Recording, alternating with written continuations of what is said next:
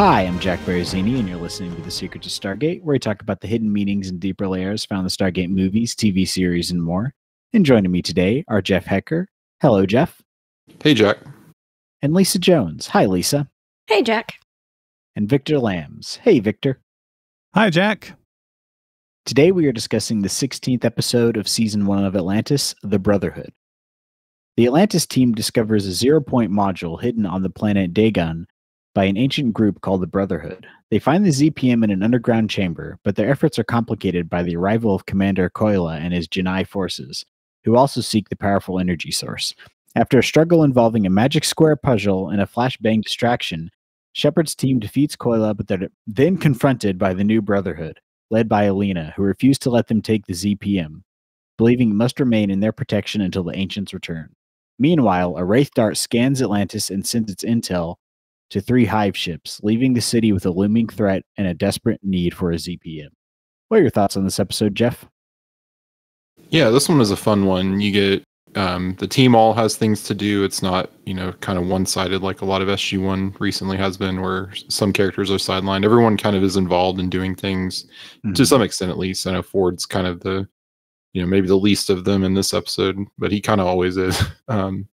But overall, it was a fun adventure. You get the historical bit of, we got to solve this puzzle. You got the science bit of, and the math bit. And I'm not very, I'm very math oriented, but I did like the puzzle was fun, and getting Sheppard talking about Mensa and Rodney being surprised, just great humor. McKay gets a little bit of a relationship going, and it sets up the rest of the season. So yeah, overall, it's a great episode.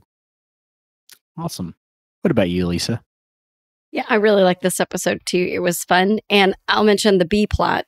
You had Ware and Zelenka on Atlantis with a Wraith Dart and not having enough pilots. And so you had a lot of great Beckett moments. Mm-hmm. And so I loved the way that they kind of split everything up. You had multiple things going on, but yet it was all cohesive and entertaining to watch. And the B plot really moves the story forward because it sets up what's going to happen for the season finale. So that was kind of fun to see. And team dynamic, you got a little bit of, I'd say, Indiana Jones kind of going on there for a while, which was kind of fun for all of us who used to love to watch Raiders of the Lost Ark. So yeah, I liked it. What about you, Victor?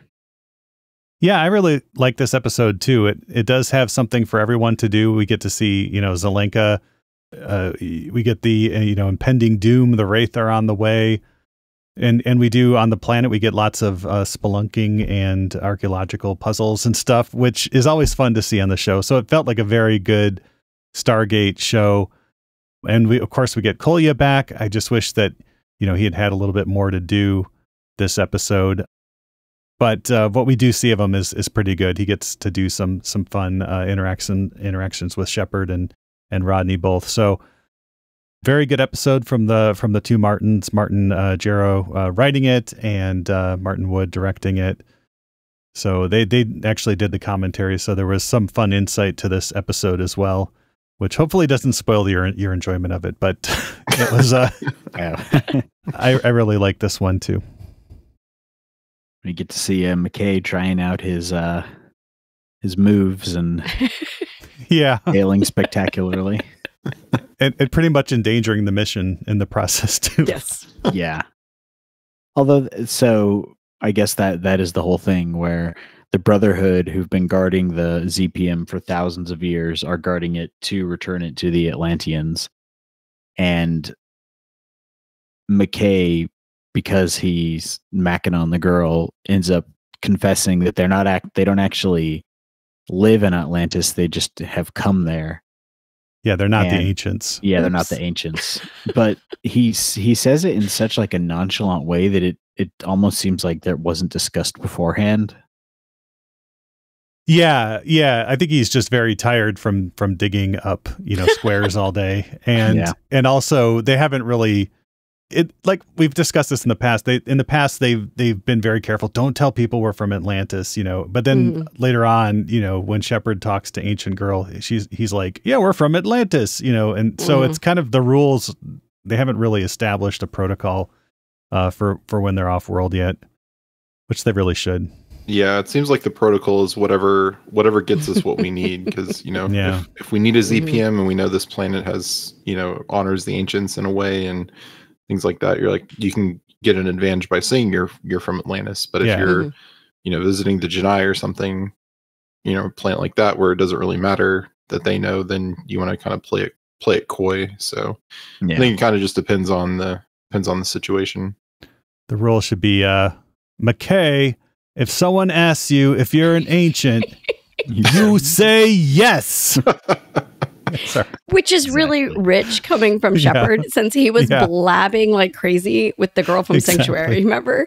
He's just like walking around the base like, oh, look at this and look at this. And oh my gosh, this. And McKay has one little slip up to a girl he didn't even realize was interested in him. Yeah. And oops, there goes the ZPM. But yeah, I'm on board with this planet if that's their librarians. I mean, yeah.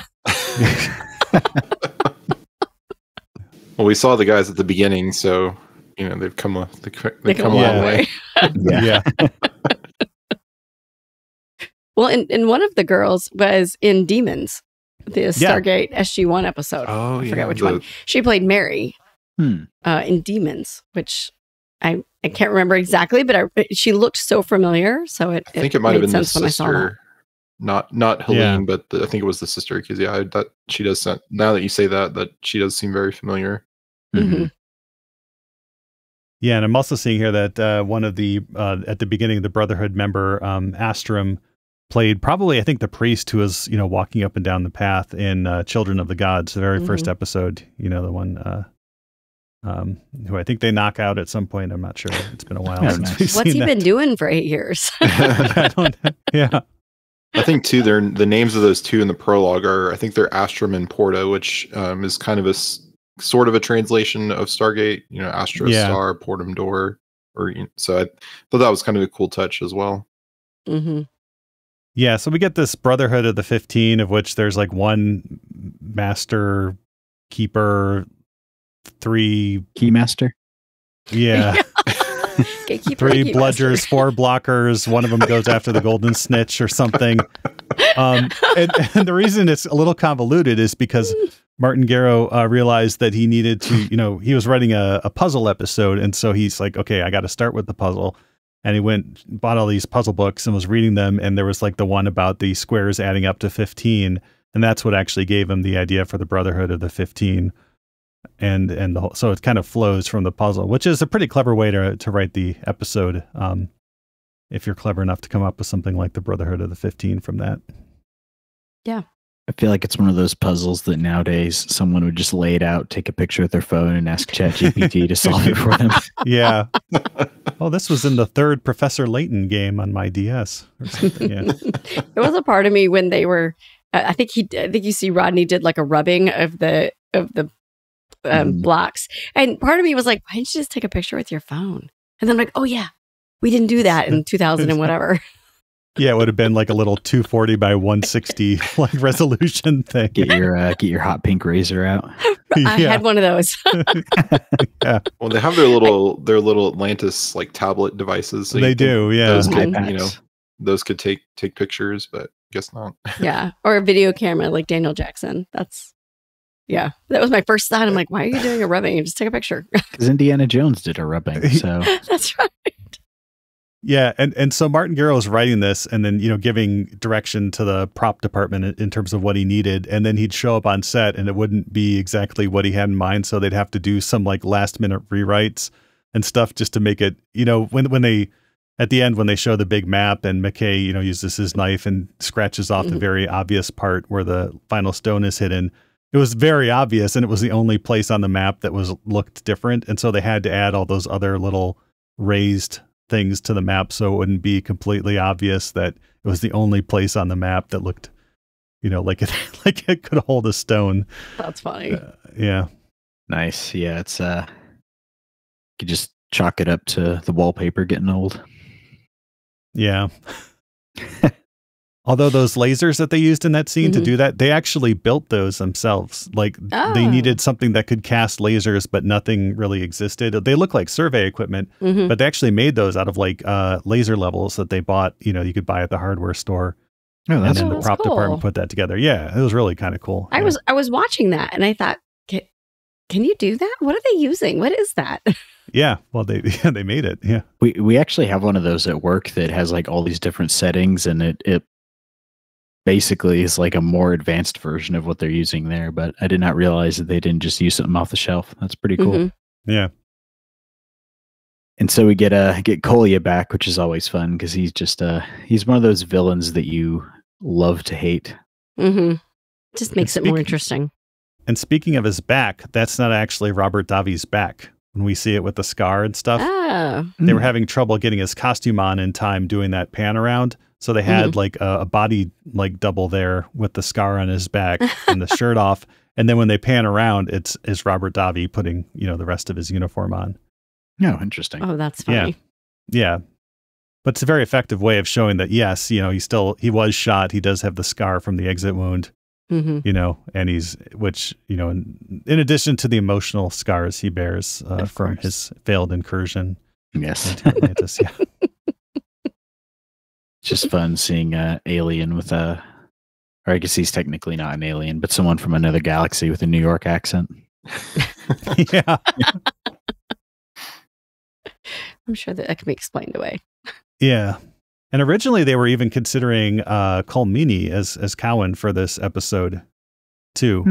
I think they had gotten pretty far into writing thinking it was going to be him. And then they're like, no, it would really be Kolya who is getting his hands dirty on the other planet. And so this is also the beginning of setting up Kolya as kind of the renegade. He's going behind Cowan's back to go after the Atlantis crew.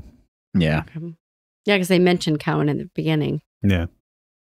And they mention Sora, who's, yes, I guess, still a prisoner that we haven't heard about in a little bit. So I guess she's, somewhere in Atlantis under house arrest or something. I think got a whole city. She just tucked away somewhere. Yeah, they lost her. I do like with them finding all the different the tiles they find. Like they draw out that grid, which I like the whole logic behind the puzzle and the way that was done. But it is awfully lucky that no one ever thought to do some tilling on any of that ground or any sort of excavation or all that stuff. And it's just like 3 feet down, there it is. Yeah, they must not have very many ice ages or anything on that planet. If after 10,000 years you can basically dig down, like you said, about 3 feet and find all this stuff. Like there's no, soil being deposited or anything, or moles. Or moles, yeah. Just reminded me, it's moles. like the hatch in Lost, right? Yeah. Like it just only missing there, water. Yeah. That was also a number puzzle. You have to put in the right combination. That's right.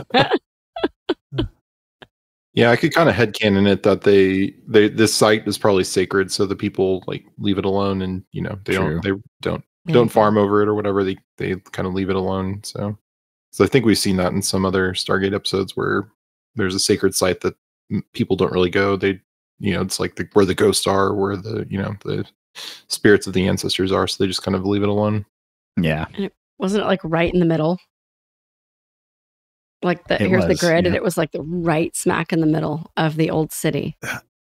Yeah. It's supposed to suggest that they're digging all around the old city, but they could only really dig in that one spot. So they tried to shoot it like they were not digging in the same 3 holes all the time, but it really doesn't come across that way. But once they actually do uncover the hatch, they do a really good job of blending, the location shots where, they kind of look down and then, what they would see on the set. And, when they're looking up out of the, the little, cave area, and Robert Davi's looking down at them, you see the sky and stuff, and that's actually in the studio. But they do a really good job, blending the outdoor and the studio footage together so that you can't really tell that they really sell that it's a hole in the ground that they're all in, that you don't feel like, they shot this 3 weeks later on a set. It just blends together really well. You always ruin it for us. Yeah, I didn't even think of that, which shows how well they did it. I was like, yeah, they dig a hole. There's that thing's underground. Yeah. Yep. Well, at one point, like Rodney grabs the cable and they're like, yeah, we were even thinking of having him like shake the cable a little bit. And then on the location footage, Robert Davi would have to like steady the cable, to show that. But they do a really good job just blending the footage together so well that it really sells it, Mm-hmm. So was it just like an old abandoned? Did they just dig a hole and then have them throw the glow sticks down, and that's all there was, I guess, or was that no? The hole was like nothing, and so they just composited the glow sticks falling into their set. Oh, nice. And then the location thing around there. So there was a lot of that. But apparently, with the props and stuff, once they actually got down there, the pedestal where the stones were, it was supposed to be like more ornate and gold. And it wasn't, and they're like, we have to like dress this up, and like the only thing they had a duplicate center tile, so they just spray painted that gold and put it in the center of the podium where they would put the things around.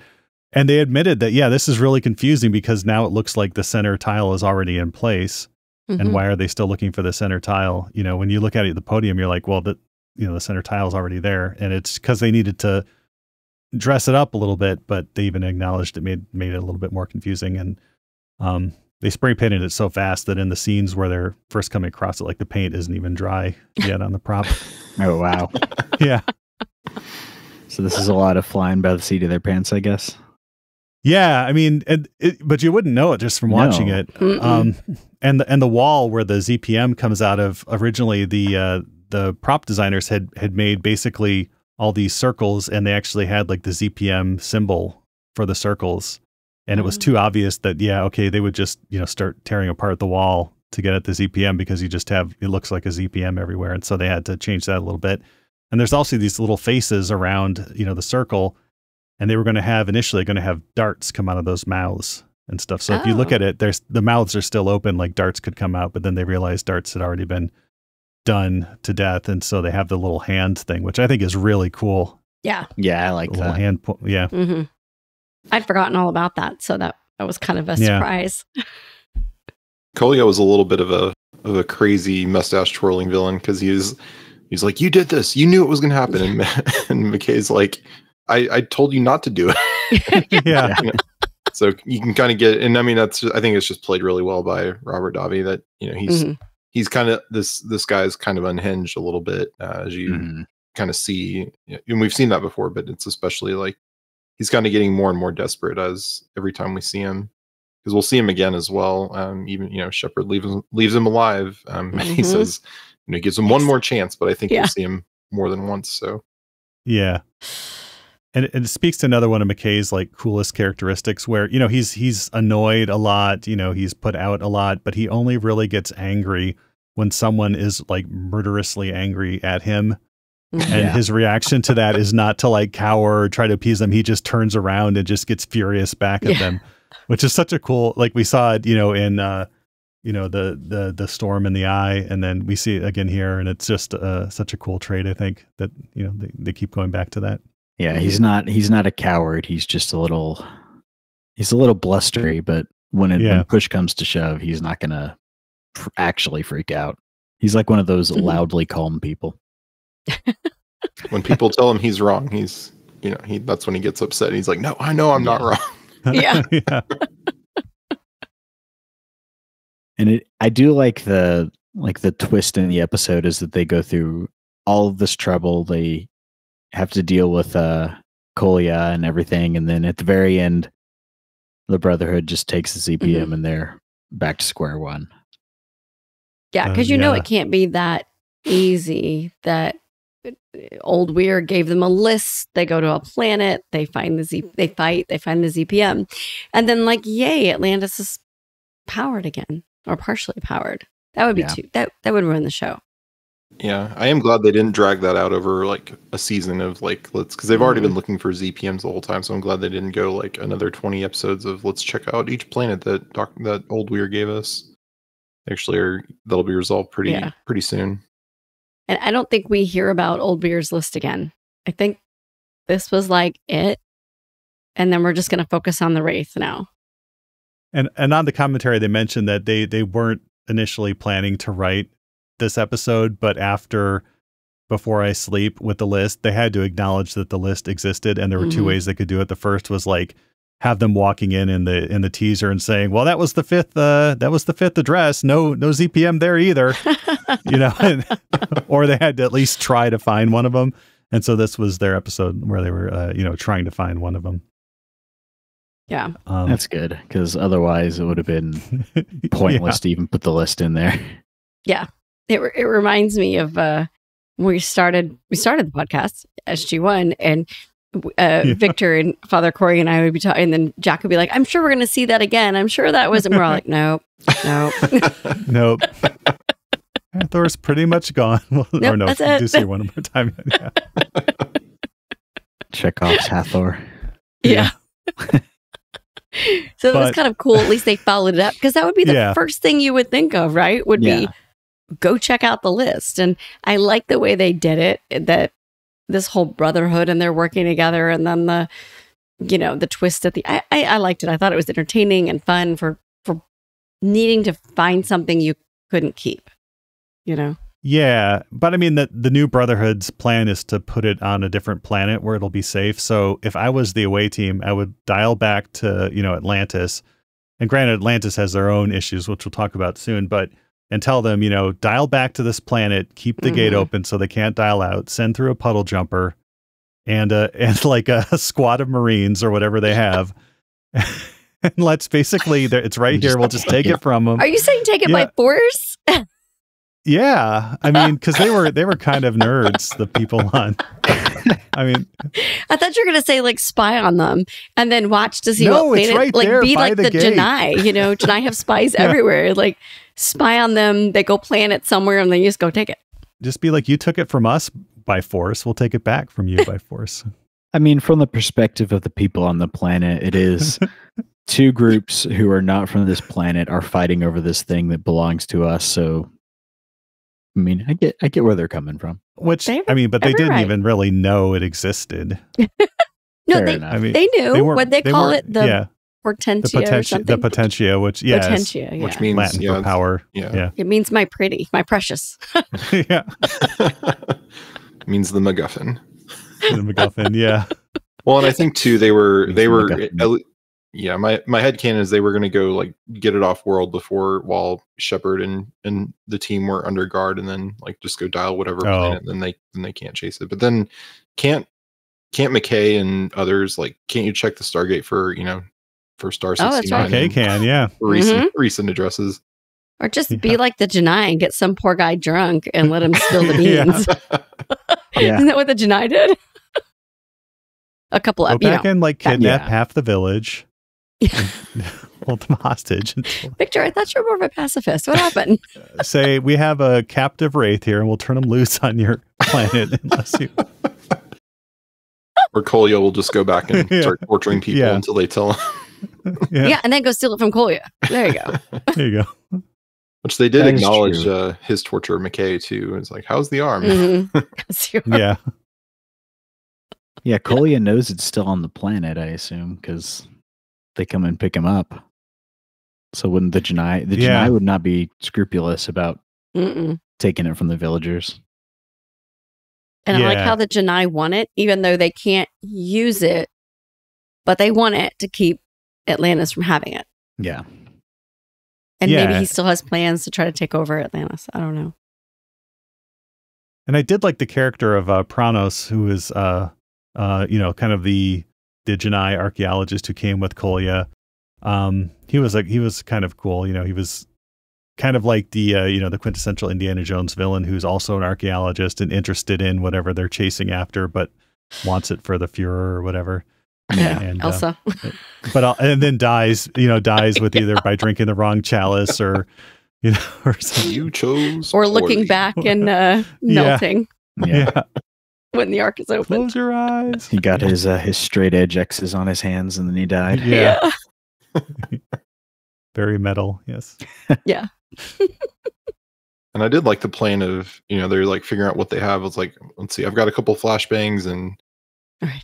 Ayla has her knife, tiny knife hidden away, and that's kind of something we'll see later with another character who likes to carry around knives, and when they search that character, they don't find all the knives. So it's kind of setting a little bit of precursor to that.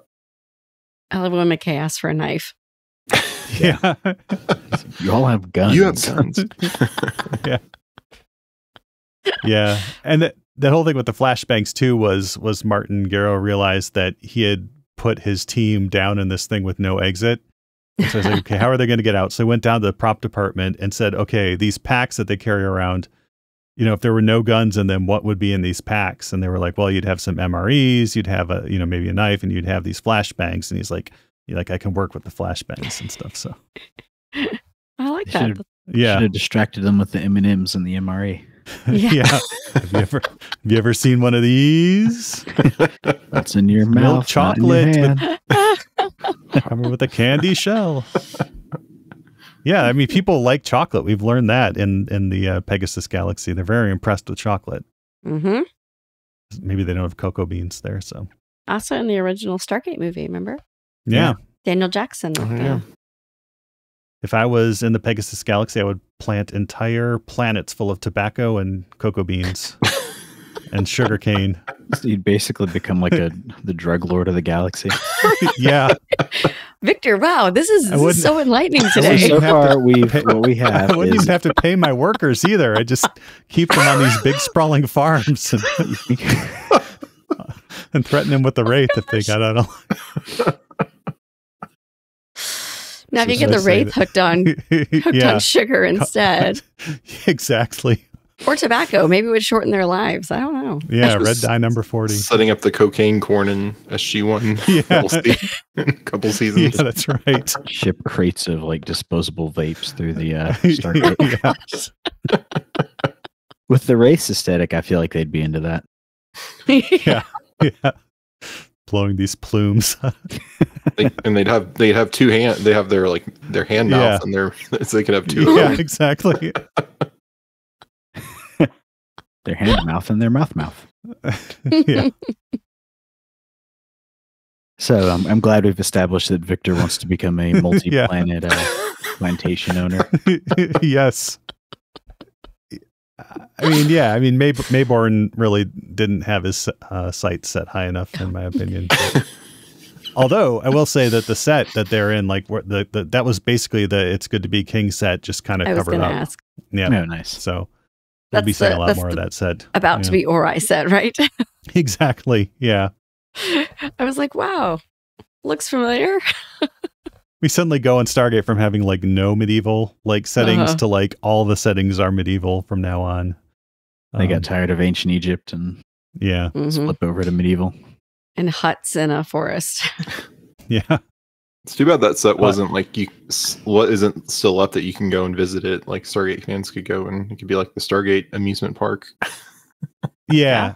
Yeah, it's all indoors. It was at their I don't know if that was the Bridge Studio or where they built that one, but yeah, and so the B plot in this is because Martin Garrow needed to cut away from, needed to show the passage of time. Like, now they're digging, but we can't keep showing them digging. We need to cut away to something.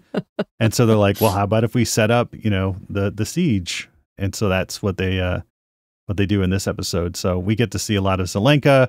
Martin and Stackhouse unfortunately meet their end in this episode. Did we know them? Well, they were the ones who were saved in 38 minutes. They were the ones who were like kind of held in the gate buffer. So I don't know that we actually saw them even coming out of the gate in that episode. I think we heard them in this episode, or we heard them in the previous episode, but that was it. So they got to last a little longer. Yep. So we've lost another pilot and jumper. Yeah. I think this is the first jumper we've lost. So we keep talking about that. How many of these things do they have? How many pilots? And they only had 3, it seems like, to send out there. So are we establishing they only have 4? Now they only have 3? I don't know. Well, was Sheppard's team in a jumper when they went to that planet? It seemed like they just kind of when they first made contact, they did the jumper, but then when they came back, they, came in peace and didn't have the jumper. Yeah, with they them. used the land gate that we saw there. Mm-hmm. Yeah. This is also the first episode where we see Chuck the technician. Yeah. Played by Chuck Campbell, who is David Hewitt's stand-in. So when they need to like set up lighting and get the camera positioning right and don't want to put their actors through all of that, they'll use the stand-ins, and he was David Hewitt's stand-in and actually got to become a character on the show. Oh, nice. That's Yeah. fun. I do appreciate Zelenka's frustration with them spilling coffee on the equipment. Yeah. Like Yeah. as someone who That's works in IT, I appreciate that. And what he says in Czech is actually, I can't work with these actors. Yeah. Yeah. That's so funny. Did we establish he speaks Czech Yeah. in real He's life? Czech, I mean, yeah. yeah. Yes. Okay, Oh, he is Czech. yeah. Okay. Yeah, because they asked he asked Martin Garrett, like, what do you want me to say in Czech? And he's like, I want you to say, like, I can't work with these actors. And before I watched the commentary, I had my phone out and like Google Translate caught that, so it was kind of cool. Oh, that's cool. Yeah. So would they basically just have him ad lib all his Czech lines? Yeah, they would kind of tell him what, and we'll see this in the next episode too, in a really funny scene. But but yeah, pretty much, yeah. Nice. Probably one of my favorite scenes in all of Stargate. It is a good one, yeah. Yeah. But yeah, and so yeah, it's pretty bad. Like they finally get their long range sensors working. They detect a wraith dart. They try to scramble the puddle jumpers. You know, Bates is yelling at Beckett to fly. Beckett's like, I can't fly. And the interesting thing about this episode too is like Martin Wood, it was like the main director of like the on planet stuff, but just given the way they shoot this, there were like 3 other people like directing and shooting the other scenes. And I think the inside the puddle jumper scenes were actually directed by Mario as a party, who did 38 minutes, and I also think maybe Hot Zone 2 as well. So it's kind of just interesting, you know, the way they had to shoot these. But you know, we get to see Bates, and you know, and that's kind of cool.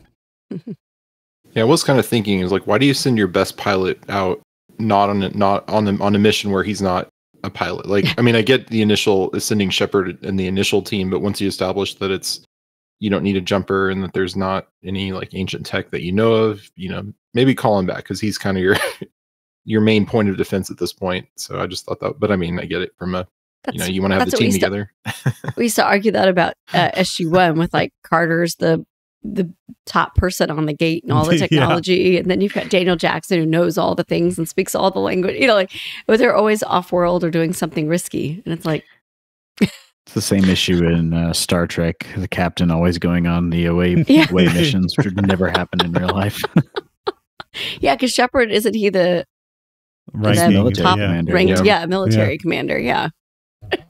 Well, I guess their defense would be that they didn't realize that the hive ships were like 2 weeks away. Yeah. Yeah. Had they just established before that, like, they just knew the Wraith were going to eventually come because they knew where Atlantis was? Because this was the first mention or first time we know that they're like really close and on their way. They've said we're going to come get you, basically. Yeah. Yeah. Okay. Yeah. We just didn't know how long it would take. Yeah, we have like 60 hive ships, and we're only sending 3 against you for some reason. But they have disdain. That's why. Yeah, they're busy eating. And I guess I can rationalize like Sheppard being on the planet because getting his EPM is like their top priority, and if there was one on the planet, like getting it back would be there. But I do like the scene where he comes back after, you know, they've lost a jumper, they've lost 2 of their, you know, pilots. You know, a Wraith. There's been an encoded Wraith transmission because before the dart self-destructs, it sends, you know, coded transmission. It does something else, which we don't know about at this point, which they hadn't planned until they started writing the episode where it kind of pays off. But yeah, so it does something else as well. Yeah. So, and then you know, they find out that, you know, it's sent this transmission, and Sheppard shows up and he's like, what? I'm just hearing about this now. Like, we lost a jumper. We lost, you know, two people, and there's a Wraith here. And you know, we're just like, well, we couldn't reach you for 12 hours. And Sheppard's like, I was in a cave. Yeah. Kind of incapacitated. Yeah. There was a Kolya there. Awesome. Do you have any other thoughts on this episode? Just that I really like it, because it's one that, you know, sticks out in my memory whenever I start to rewatch Atlantis. I'm like, oh yeah, it's this one, and it's just, you know, where we see a lot of really good McKay moments. Kolya's in it, and then, you know, it moves the plot along quite a bit. So I like when who is it? Kolya or Sheppard says 2 heads are better than one. And Rodney's like, that's not actually true. Yeah. And Sheppard's like, give me a gun. I'll shoot him myself. Yeah, the only other thing was I think this is the first time we learned that Sheppard took the Mensa test, and McKay's all surprised about that. That like you took and the he test. Passed. Yeah, I think later on he's like, we have a group on Atlantis. Do you want to join? Yeah. Yes. Yeah, right in the heat, like the most critical moment where Kolya has their gun on him, and someone's just been poisoned to death, and they're like McKay can't let go that Sheppard took the Mensa test and passed, and didn't join. Yeah, that's the real kicker. Yeah. Just so funny. I like that. I've said that before. I really like that they make Sheppard smart, but not in a McKay kind of way, just in a laid back, of course I'm smart. Like, what? Is it hard? I know someone who went on a date with a guy who was a member of Mensa, and she said he was the most insufferable person she'd ever met. Probably true. Which doesn't surprise me. Yeah. Was his name Rodney McKay? Yeah. Exactly. He was allergic to lemons, so. Ooh. Oh, wow. Awesome. Do we have any alternate language titles for this episode? Yeah, and in French we get and I haven't practiced this beforehand, so apologies. La Communauté des Quinzaines, which is the community of the 15. So they're really going down. And then in German we get Bruderschaft, which is brotherhood.